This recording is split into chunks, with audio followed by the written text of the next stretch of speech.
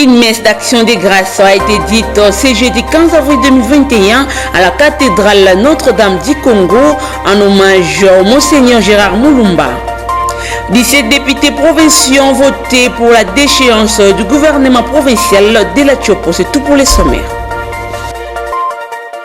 Nouvelle session d'information, mesdames et messieurs, bienvenue. Ouvrons le par cette actualité. La paroisse Notre-Dame du Congo a vibré ce jeudi 15 avril 2021 au rythme de la célébration du premier anniversaire de la disparition de Monseigneur Gérard Mulumba Kalemba, oncle paternel du président de la République et ancien évêque de Mouika dans la province du Kasaï. Reportage de Sarah Tindila et Jenny Minga.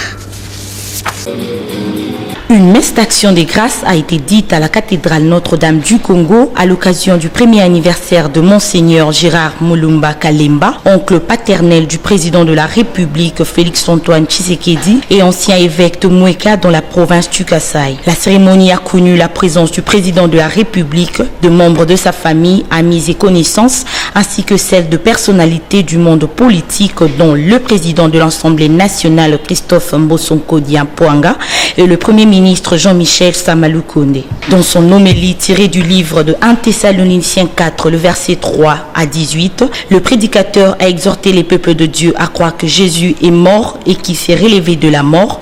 Donc de la même façon, ceux qui sont morts avec Jésus, en croyant en lui, Dieu le réunira à Jésus. Prenons la parole. Le chef de la maison civile du chef de l'État, Bruno Mite Yonyenge, s'est apaisanti sur ce qui fut Monseigneur Gérard Mulumba Kalemba. Et premier chef de la maison civile de son Excellence, M. Félix-Antoine Tshisekedi Tshilombo, notre chef de l'État. Oui, il est encore vive la douleur qui a déchiré nos cœurs le matin du 15 avril 2020, lorsque nous apprenions le décès inattendu de Monseigneur Gérard Mulumba à un moment de l'histoire de notre pays où, comme famille et comme personne, nous avions grandement besoin de son affection et de sa présence, de sa prière et surtout de sa sagesse.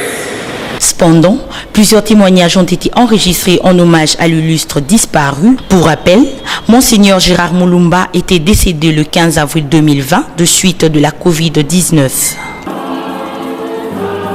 Et puis Nicole Boacha, André Ouamesso et Olivier Mondongue ont été nommés directeurs du cabinet adjoint du chef de l'État, Félix-Antoine Tshisekedi Tshilombo. Suivez les porte-paroles du chef de l'État.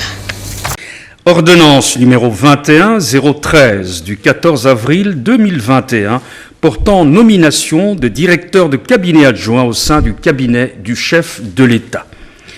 Le président de la République, vu la Constitution telle que modifiée par la loi numéro 11-002 du 20 janvier 2011 portant révision de certains articles de la Constitution de la République démocratique du Congo, spécialement en son article 79.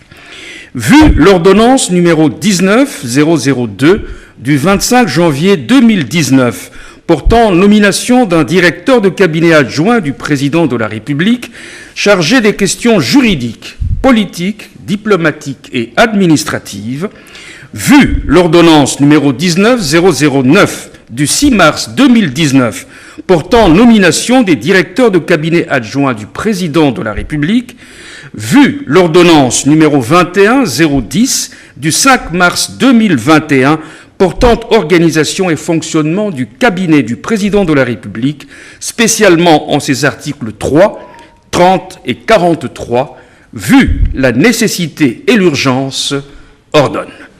Article 1er.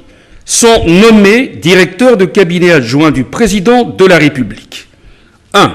Directeur de cabinet adjoint du président de la République, chargé des questions économiques et financières, M. André Ouamesso Nkwaloloki. 2. Directeur de cabinet adjoint du président de la République, chargé des questions politiques, juridiques et diplomatiques, professeur Nicole Boachia-Ntumba. 3.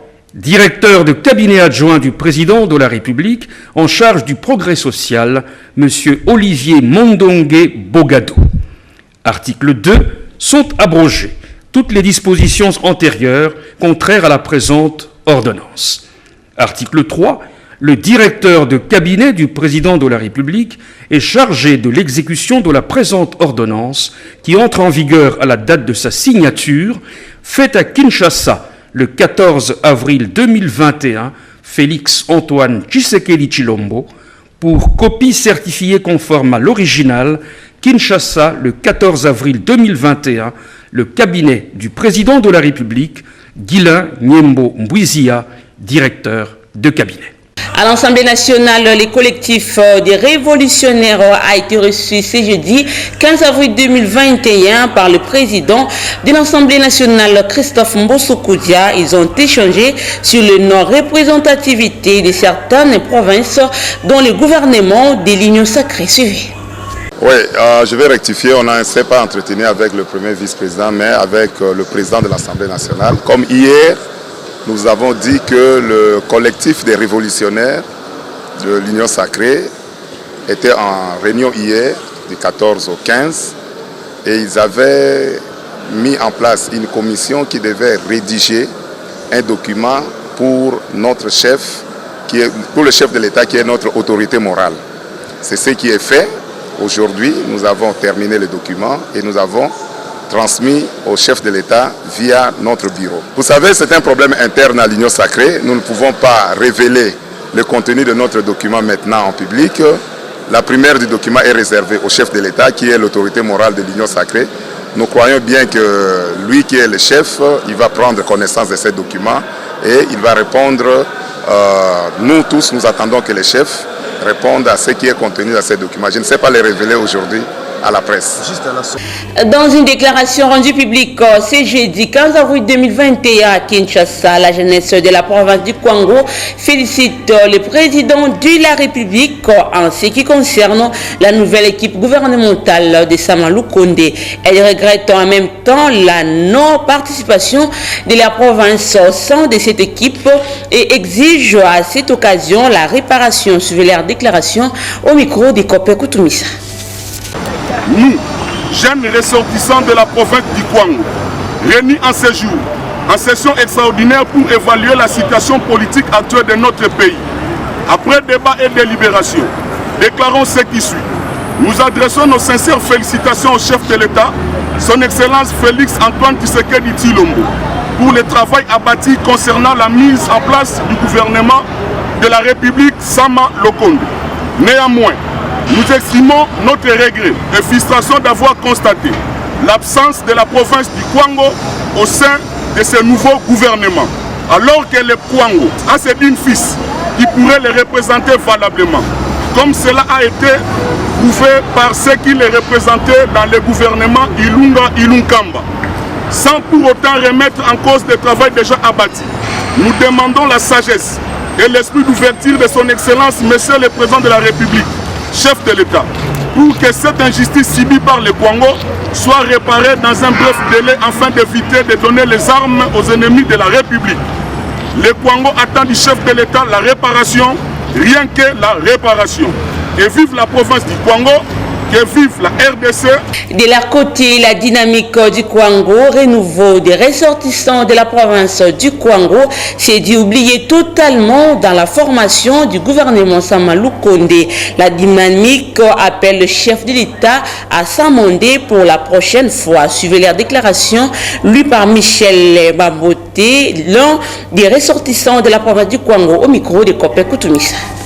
Nous, ressortissants de la province du Kwango, avons suivi avec attention la publication du gouvernement de l'Union sacrée de la nation.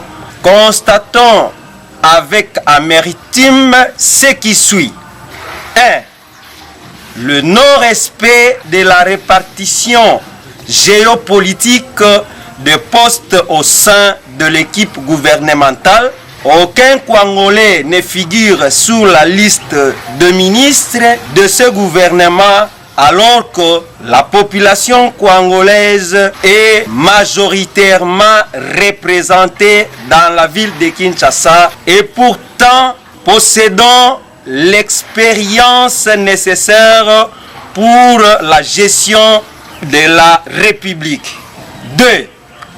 Constatons que d'autres provinces bénéficient de plusieurs postes au sein du gouvernement, notamment avec la province du Grand Kasaï, 15 postes, suivis du Grand Kivu, 13 postes, alors que la mise en place actuelle mène vers les élections en 2023. 3.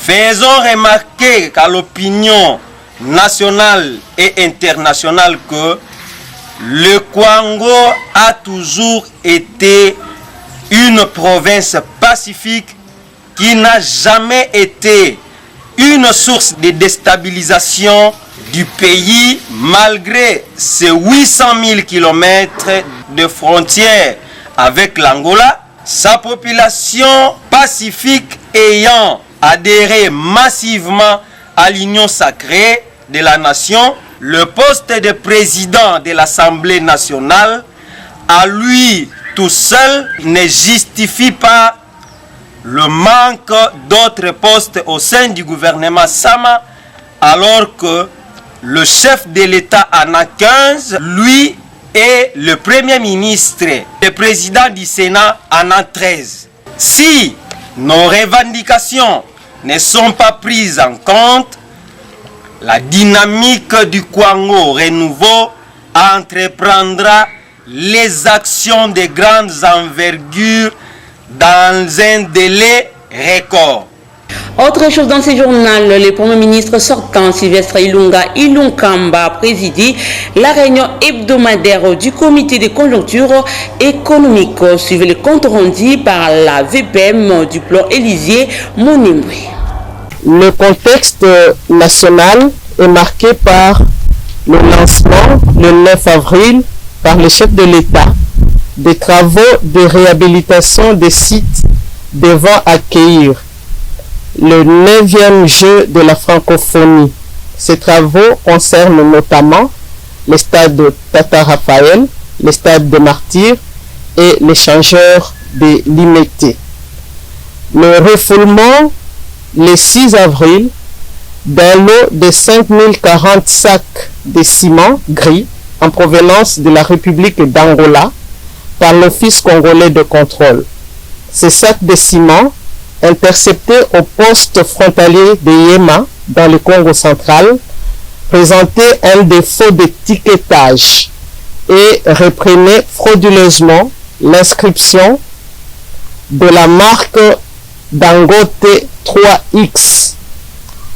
Le bilan de la COVID-19 au 9 avril 2021, les statistiques publiées par le comité multisectoriel de la riposte à la pandémie de coronavirus en République démocratique du Congo font état de 28 542 cas de personnes atteintes contre 28 354 au 4 avril 2021, soit 188 nouveaux cas.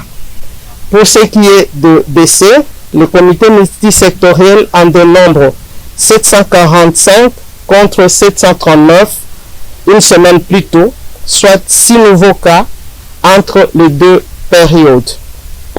Concernant l'évolution des principaux indicateurs économiques, les secteurs réels renseignent une décélération du rythme de formation des prix intérieurs au cours de la deuxième semaine du mois d'avril. Le taux d'inflation nationale hebdomadaire est situé à 0,081% contre 0,089% la semaine précédente.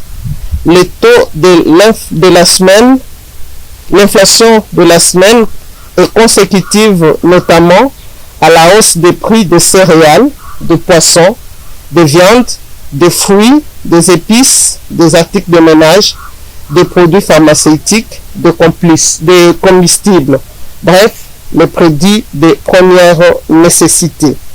Au cours d'un point de presse tenu le mercredi 14 avril 2021 à Kinshasa, la conférence épiscopale nationale du Congo, l'abbé Vincent Cholet, secrétaire général de la CENCO, appelle le secrétaire général de l'enseignement primaire, secondaire et technique à surseoir la décision portant suspension de plus de 600 écoles conventionnées catholiques. Suivi abbé Vincent Cholet au micro de Ginelle Puce. La coordination nationale des écoles catholiques a reçu le 30 mars 2021 une correspondance du secrétaire général à l'enseignement primaire, secondaire et technique, EPST, datée du 26 mars 2021, qui lui annonce la désactivation de listes de paye de plus de 600 écoles conventionnées catholiques au motif qu'elles détiennent de faux arrêtés de ministres de l'EPST. Cette annonce a affecté plus de 6 000 enseignants des écoles concernées.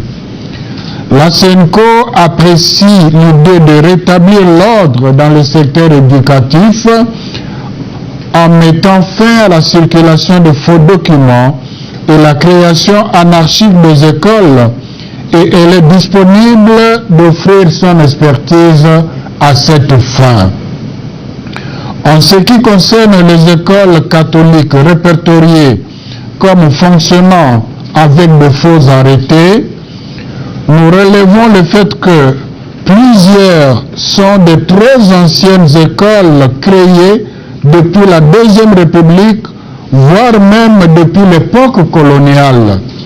À titre illustratif, je citerai les écoles primaires Kabisoko et Kitamulikwa dans le territoire de Rutshuru, Nord Kivu, qui sont issus de la scission de l'école primaire Lulenga de l'époque coloniale, auquel on a donné de faux arrêtés en 1993, il y a donc 28 ans.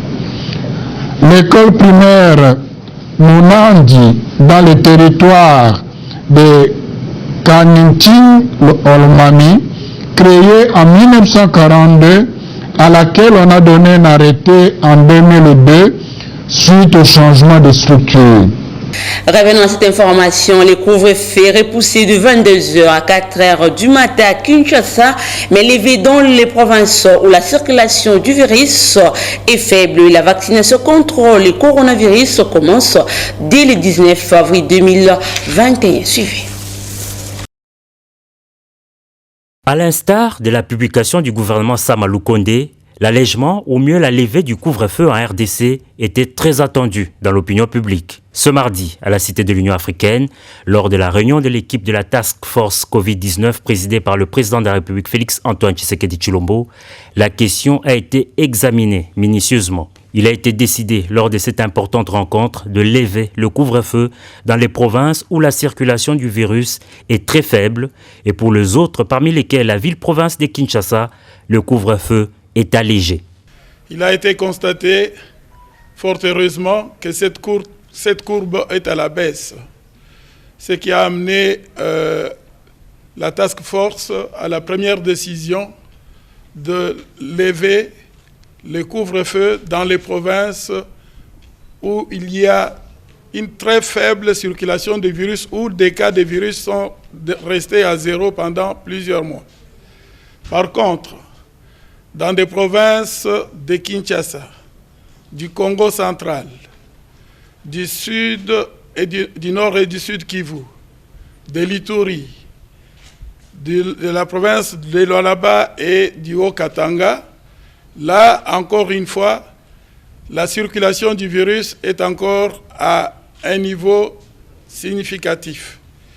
Dans ces provinces-là, il a été décidé d'alléger le couvre-feu qui désormais va commencer de 22h jusqu'à 4h du matin. S'agissant du vaccin contre la Covid-19 disponible à Kinshasa, la Task Force rassure qu'après étude, le vaccin AstraZeneca ne présente aucun inconvénient, d'où l'annonce de la campagne de vaccination dès le lundi prochain. En ce qui concerne le vaccin contre le Covid, c'était le deuxième point de notre réunion, il a été décidé de commencer la campagne de vaccination à partir de ce lundi 19 avril. Sur base volontariste, et la priorité sera accordée au personnel de santé, aux personnes qui ont des maladies chroniques telles que diabète, hypertension, et au personnel social de base, c'est-à-dire ceux qui sont en contact permanent avec le public. Il s'agit de personnel qui travaillent par exemple dans les aéroports, au niveau de postes frontaliers, au niveau des banques, les personnels qui est au guichet par exemple, eh bien, tous ces personnels qui s'exposent quotidiennement en face du public ont priorité pour l'opération de vaccination qui va commencer à partir de lundi 19. Peu avant cette réunion, le chef de l'État a participé par visioconférence à la clôture du sommet placé sous le thème « L'augmentation des capacités de production de vaccins sur le continent africain ». Dans son mot de clôture, le président de la République et président en exercice de l'Union africaine a réitéré sa volonté d'accompagner personnellement la mise en place du nouvel ordre sanitaire durant sa mandature. Félix Antoine Tshisekedi Tshilombo a par ailleurs rassuré qu'il veillera pour que l'autonomisation des centres africains de contrôle et de prévention de maladies soit finalisée. Je l'ai annoncé dans le titre, le gouvernement provincial de la Tchopo est tombé ce jeudi 15 avril 2021. 17 députés provinciaux ont voté pour la déchéance du gouvernement provincial. David Salomon depuis Kisangani. Après avoir survécu à la pétition visant sa déchéance, Gilbert Okongui-Songibi a dirigé ce jeudi 15 avril 2021 la plénière qui a conduit à la déchéance du gouvernement provincial de la Tchopo, chapeauté par Maître Louis Marie Walilou Fungula, par 17 voix pour sur 17 votants. Bien avant ces votes, les députés provinciaux auteurs de la motion de censure, Trifin Babikanyambe Saïd, a présenté à la plénière les différents griefs qu'il reproche à Walilou Fungula et son gouvernement. Les lits du peuple notent par exemple les détournements de 2 500 000 $ américains prêtés à la FNM Bank, l'hébergement durant 6 mois à Kisangani des miliciens de Zambé Lumumba qui a conduit à la mort de 2 militaires. Une minute de silence a été observée pour eux avant qu'ils ne puissent continuer avec la tentative d'assassinat des députés provinciaux, l'intimidation des journalistes, a dit Trifin Babikanyambeyi. La province présidente devient un hôtel particulier de quelqu'un, ça devient une propriété privée. Ça contrôle et ça toute chose. Pendant qu'on s'apprêtait pour le vote, le président de l'Assemblée provinciale a fait lire la lettre du gouverneur des provinces dans laquelle il reproche à l'Assemblée provinciale la violation de la Constitution. En plus, on ne peut pas être condamné 2 fois pour une même faute. Suivez un extrait de la lettre du gouverneur présentée par les rapporteurs de l'Assemblée provinciale, Trésor Bafantou. Et comme vous l'avez fait, constitue une violation manifeste de la Constitution inadmissible de la part de l'organe délibératif que vous êtes. En fin de compte, le vote a eu lieu. 17 députés provinciaux ont voté à bulletin secret pour la déchéance de Walilou Fungula et son équipe. En entendant les procès verbal, au vu de ces résultats et conformément à l'article présenté, le gouvernement provincial de la Tchopo peut répliquer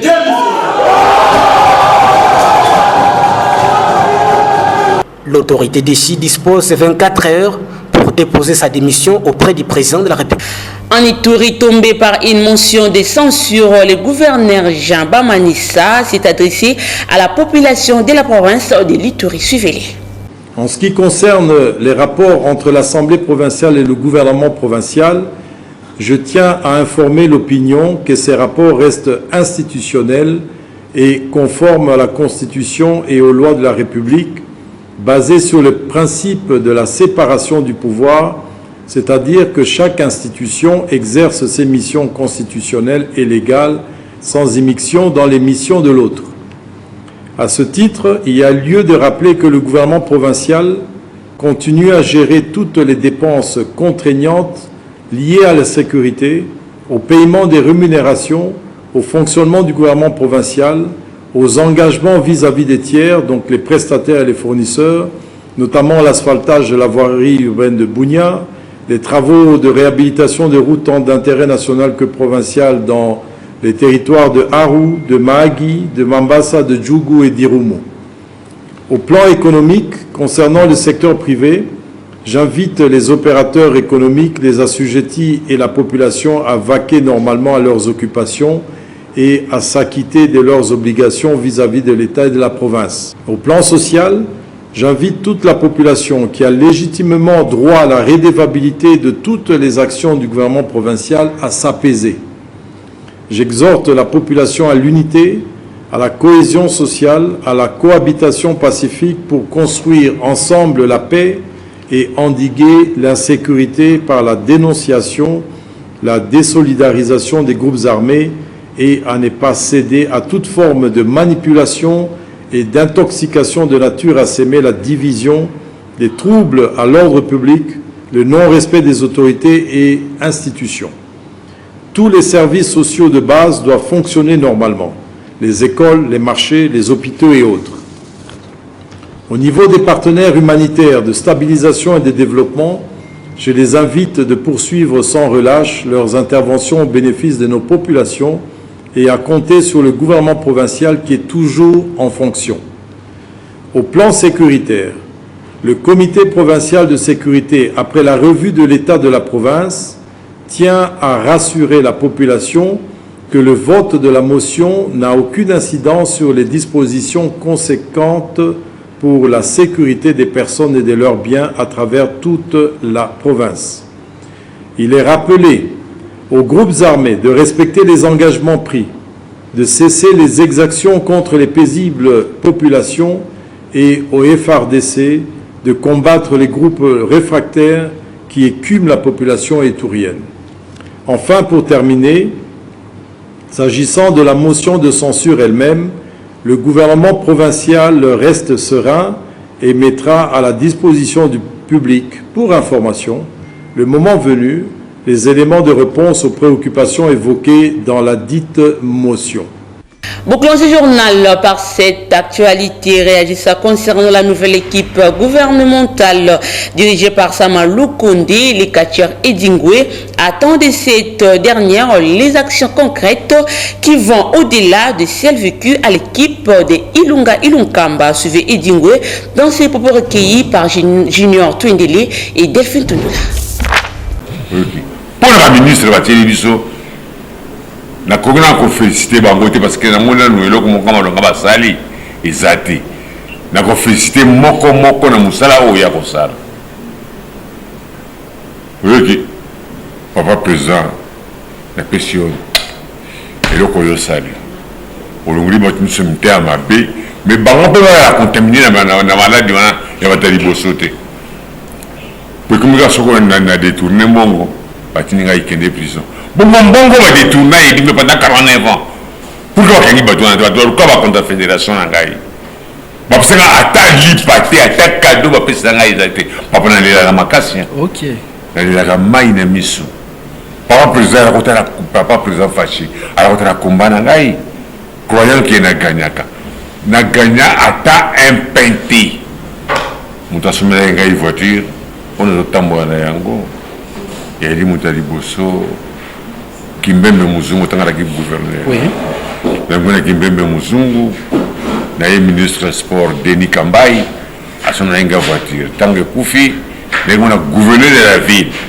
Asomna nga voiture, nambongo na yimoko propre ya poche. Bata soutenir ngai bangwana, mon président. Nazo senga audience na kutana nayo. OK. Conseil na papa président ame kolongola douane na bloka kolia so bloke utema ka pa eye matadi ba bisaka ngo feli là to mona pe bloke kitatalo pour la douane bazo mo mabiso papa président zo la okanga ba ministre ba détourner mbongo ba douane ya luka ko pourquoi ba taxe ba ko sengele kitro le kola bato ya misa na mer madeso makayabu soso soki ezokita na libongo ebimaka ofele parce que ntango tozofuta douane te biloko ekokita tala oyoki naza kocontribue pa papa président ya république atako bayambaka ngai te mais nayali pour faci. C'est par ici que s'achève ce journal. Voici donc le rappel des principaux titres. Une messe d'action de grâce a été dite ce jeudi 15 avril 2021 à la cathédrale Notre-Dame du Congo en hommage au Monseigneur Gérard Mulumba. 17 députés provinciaux ont voté pour la déchéance du gouvernement provincial de la Tchopo. C'est tout pour les sommaires. Fait complètement de cette édition. Merci infiniment à Junior Twendili sous la supervision technique de Guilhem Mayamba et Laetitia Maluta. Au revoir.